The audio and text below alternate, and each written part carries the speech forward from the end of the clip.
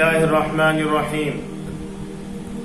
Lockdown का ज़माना चल रहा है, बहुत से बयानात जारी हुए हैं और बहुत सी वीडियो जारी की गई हैं। बहुत से लोगों ने ख़वातीन मस्तूरात की ईद की जमात के लिए कह दिया और बहुत से लोगों ने ईद की नमाज ऑनलाइन करा दी। ये सब हमारे अकाबिरीन और अहले हक के फतावा के खिलाफ है। सही रहनुमाई की जरूरत है। इस वक्त उम्मत तशवीश की शिकार है, इसलिए ये वीडियो बनाई जा रही है। बगौर समाअत फरमाएं। ईद की नमाज शाइर इस्लाम में से है और वाजिब है, और उन बस्तियों और आबादियों में, उन कस्बात और शहरों में बालिग मर्दों पर पढ़ना वाजिब है। जिन शहरों में, जिन बस्तियों में, जिन कस्बात में नमाज जुमा कायम है और जिन बस्तियों में जुमा कायम नहीं है, तो उन बस्तियों में, उन छोटे गांवों में रहने वालों पर ईद की नमाज नहीं है। और ईद की नमाज सिर्फ बालिग मर्दों पर वाजिब है। लॉकडाउन का जमाना चल रहा है।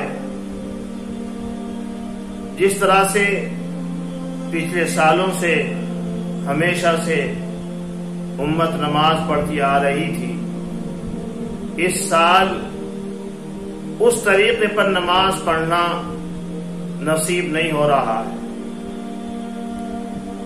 इसलिए ज़हनों में ये सवालात पैदा हो रहे हैं कि अब ईद की नमाज किस तरह से अदा की जाएगी।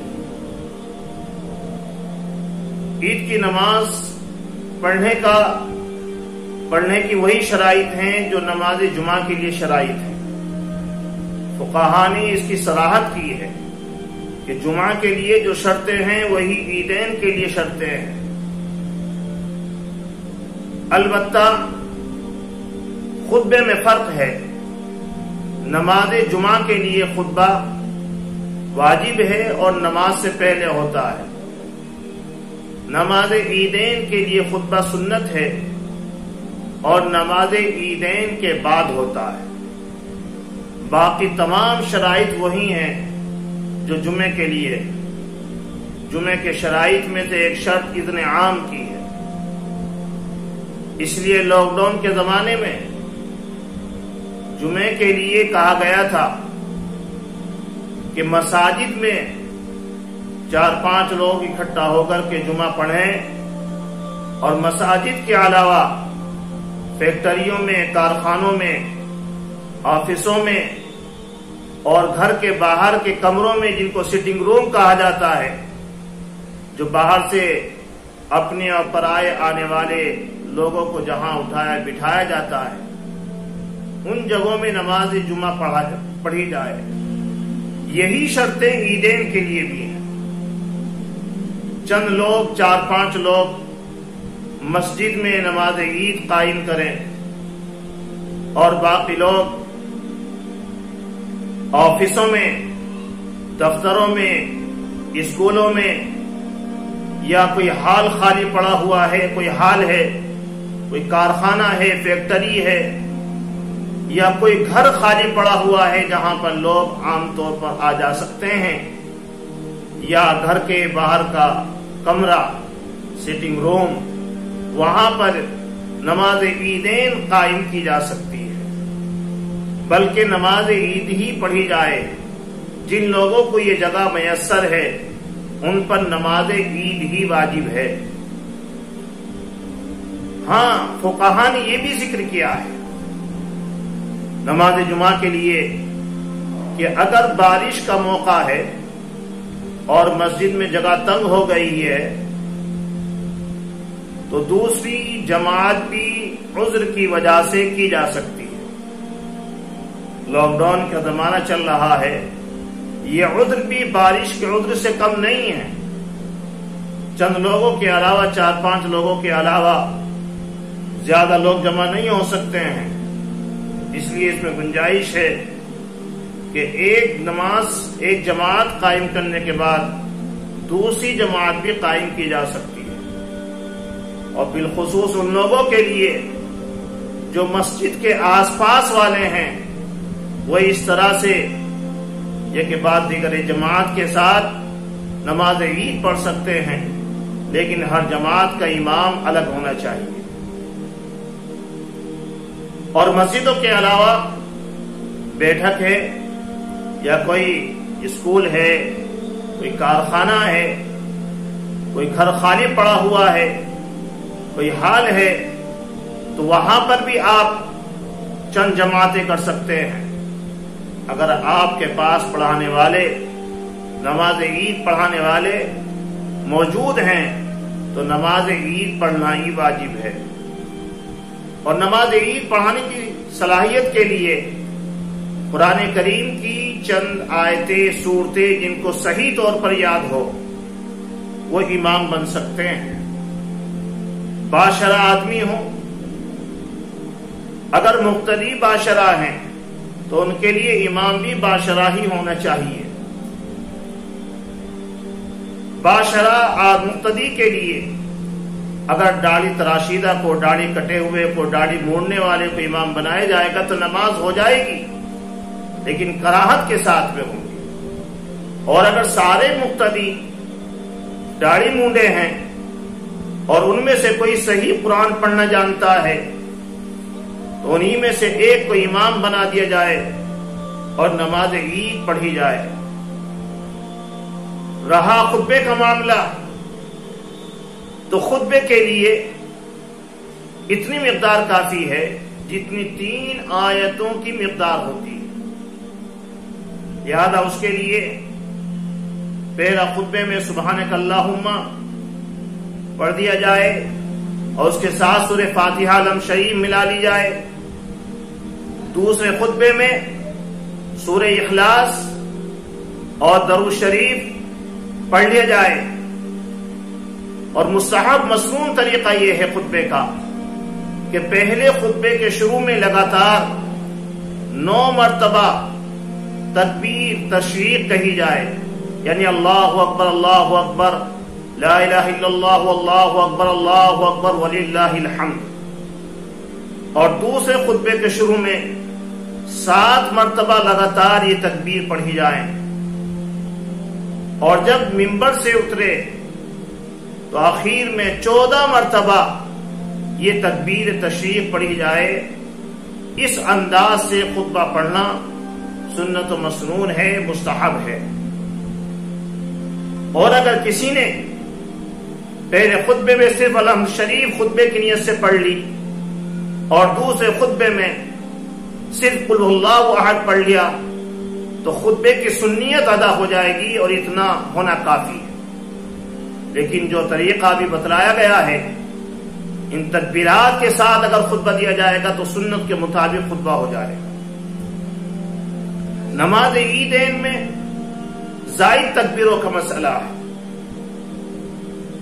پہلی رکعت میں سبحانک اللہم کے بعد 3 زائد تکبیریں کہی جاتی ہیں۔ فقہاء احناف کے نزدیک 6 زائد تکبیریں ہیں، پہلی رکعت میں 3 اور دوسری رکعت میں 3۔ پہلی رکعت میں سبحانک اللہم پڑھنے کے بعد زائد تکبیریں 3 کہی جائیں گی اور پھر قرات کی جائے گی، پھر اس کے بعد رکوع سجدہ کیا جائے گا۔ دوسری رکعت میں پہلے قرات ہوگی اور اس کے بعد زائد تکبیریں کہی جائیں گی۔ 3 تکبیروں میں زائد تکبیروں میں ہاتھ اٹھائے جائیں گے، اور چوتھی تکبیر بغیر ہاتھ اٹھائے ہوئے کہتے ہوئے رکوع کے لیے جھک جائیں گے۔ ان زائد تکبیروں میں سب میں ہاتھ اٹھائے جائیں گے، اور ایک تکبیر کہہ کر کے اتنی دیر ٹھہرے جتنی دیر 3 مرتبہ سبحان اللہ کہنے میں لگتی ہے۔ اتنا فاصلہ کرنا مستحب ہے، افضل ہے، بہتر ہے۔ اگر امام پہلی رکعت میں زائد تکبیریں کہنا بھول گیا، سبحانک اللہم پڑھنے کے بعد قرات شروع کر دی، اگر اس کو قرات پوری کرنے کے بعد یاد آ گیا تو اسی وقت زائد تکبیر کہہ لے، پھر قرات لوٹانے کی ضرورت نہیں ہے اور رکوع میں چلا جائے۔ اور اگر رکوع میں چلا گیا اور تب یاد آیا کہ میں نے پہلی زائد تکبیریں چھوڑ دی ہیں، تو امام کے لیے حکم یہ ہے کہ فوراً رکوع سے اٹھ جائے اور وہ زائد تکبیریں کھڑے ہو کر کے کہے اور زائد تکبیریں کہہ کر کے پھر رکوع کرے۔ اس طرح سے یہ نماز ادا کی جا سکتی ہے، کی جائے گی، کیونکہ سال میں ایک مرتبہ ہوتی ہے اور زندگی میں پہلا چانس ہوگا، پہلا موقع ہوگا نماز پڑھانے کا، تو یہ پڑھانے والے کو بھول چوک ہو سکتی ہے، اس لیے اس مسئلے کو واضح کیا گیا ہے۔ مقتدی سے اگر تکبیریں چھوٹ رہی ہیں اور وہ امام کے ساتھ قرات میں شریک ہو رہا ہے تو نیت باندھنے کے بعد اپنی زائد تکبیریں کہہ لے، اور اگر امام کو رکوع میں پا رہا ہے تو مقتدی کے لیے حکم یہ ہے کہ رکوع کی تسبیحات کہنے کے بجائے وہ زائد تکبیریں کہے۔ اگر زائد تکبیریں وہ نہیں کہہ پایا ہے اور امام رکوع سے اٹھ گیا ہے تو جتنی کہہ دی ہیں اتنی کہہ دے، اور جو رہ گئی ہیں بس اس سے چھوٹ گئی ہیں اور کھڑا ہو جائے، اس سے معاف ہو جائے گی۔ یہ اس طرح سے نماز عید پڑھی جائے گی۔ اب نماز عید پڑھنے کا جن لوگوں کو موقع نہیں مل رہا ہے، یعنی ان کے پاس ایسی جگہ نہیں ہے، یہ جگہ تو ہے لیکن نماز پڑھانے والا کوئی موجود نہیں ہے اور ان میں سے کوئی پڑھانا جانتا نہیں ہے، تو ایسے لوگوں کے لیے حضرت عبداللہ بن مسعود رضی اللہ تعالی عنہ کی روایت ہے۔ حضرت عبداللہ بن مسعود رضی اللہ تعالی عنہ فرماتے ہیں من فاتته العید فلیصلی اربعا، کہ جس سے عید کی نماز فوت ہو جائے تو چاہیے 4 رکعت نماز پڑھے۔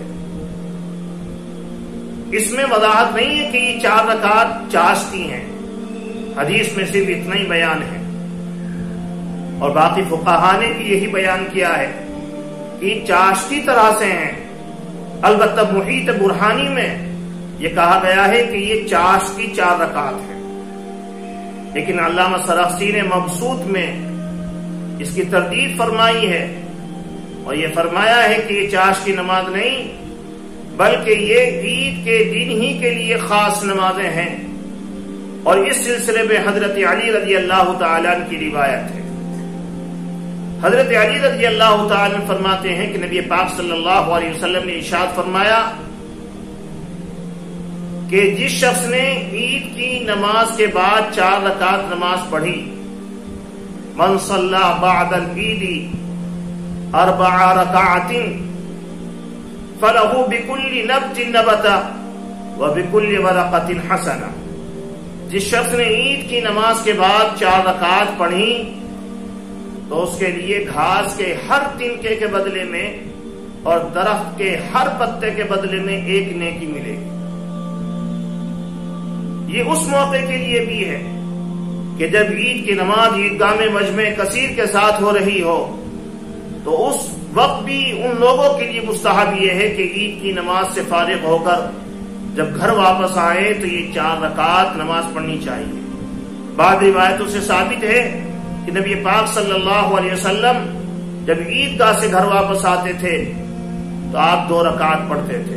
حضرت علی رضی اللہ تعالیٰ عنہ کی اس روایت سے 4 رکعت کا پتہ چل رہا ہے، یعنی دونوں طرح کے عمل ہیں، 2 رکعت بھی پڑھی جا سکتی ہیں، 4 رکعت بھی پڑھی جا سکتی ہیں۔ یہ عام زمانے کے لیے بھی ہے، لیکن عام طور پر لوگوں کا اس پر عمل نہیں ہے، اس پر عمل کرنا چاہیے، اور یہ بھی ایک شکرانہ ہے۔ جس طرح سے عید کی نماز بطور شکر ہے، اسی طرح سے یہ بھی ایک شکر ہے۔ اور جو چاشت کی نماز ہے اس نماز کے سلسلے میں حضرت عبداللہ بن مسعود رضی اللہ تعالیٰ عنہ کی روایت ہے، حضرت عمارہ ابن رویبہ رضی اللہ تعالیٰ عنہ کی روایت ہے۔ وہ چاشت کی نماز کا معمول رسول اللہ صلی اللہ علیہ وسلم کا الگ تھا، لیکن جن 4 رکعات پڑھنے کا حکم دیا جا رہا ہے یہ 4 رکعت یہ چاشتی نہیں ہے بلکہ یہ عید کے دن کے لیے خاص ہیں، اور اس کی جو فضیلت حضرت علی رضی اللہ تعالی نے بیان کی ہے یہ عید کے دن کے لیے عید کے دن کے ساتھ خاص ہے کہ جو یہ 4 رکعت پڑھے گا تو اس کو اتنی نیکیاں ملے گی۔ تو جن لوگوں کی عید کی نماز فوت ہو رہی ہے، جن لوگوں کو عید کی نماز پڑھنے کا ایسا موقع میسر نہیں ہو رہا ہے تو یہ 4 رکعت نماز نفل پڑھیں گے، یہ نماز ان کے لیے مستحب ہے، اور اس میں امید ہے کہ انشاءاللہ عید کی نماز کا ثواب ملے گا۔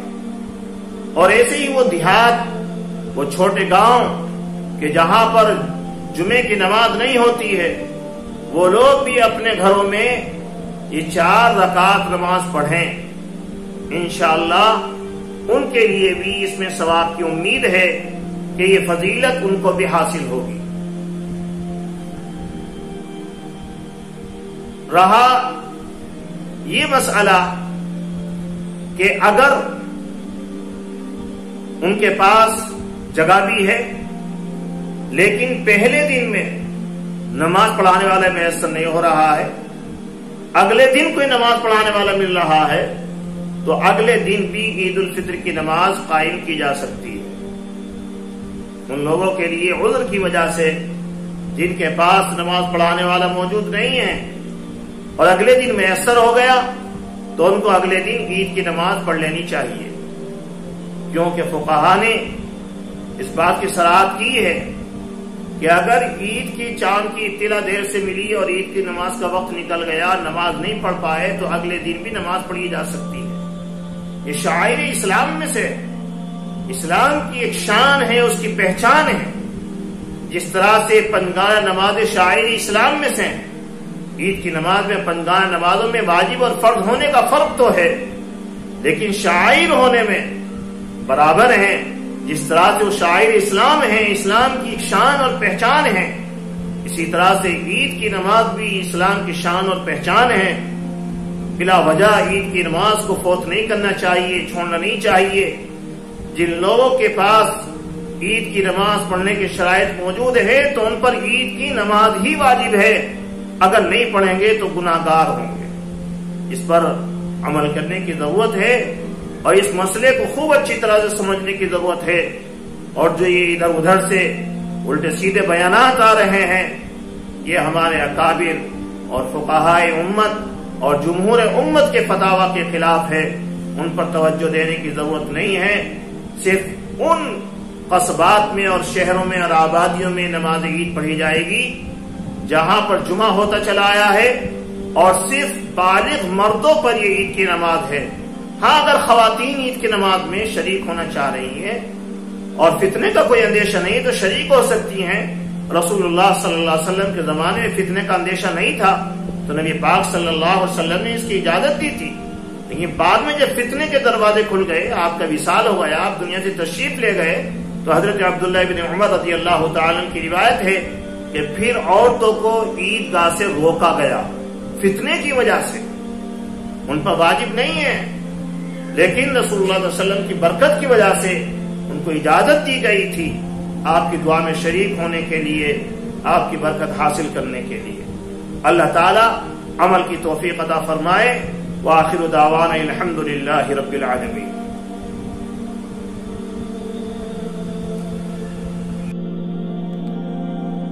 وائس آف امروہہ چینل یہ ویڈیو آپ تک پہنچا رہا ہے اور اس طرح کی دینی اور اہم مسائل سے متعلق ویڈیو پہنچاتا رہتا ہے۔ آپ حضرات اس چینل سے جڑیں اور اس کو سبسکرائب کریں۔ دین کی بات کی تبلیغ اور اس کی اشاعت کی نیت سے، ثواب کی غرض سے اس ویڈیو کو آگے شیئر کریں تاکہ زیادہ سے زیادہ لوگوں کے پاس یہ پیغام پہنچ جائے۔ ہو سکتا ہے کہ کسی کو عمل کی توفیق ہو جائے اور وہ ہماری نجات کا ذریعہ بن جائے۔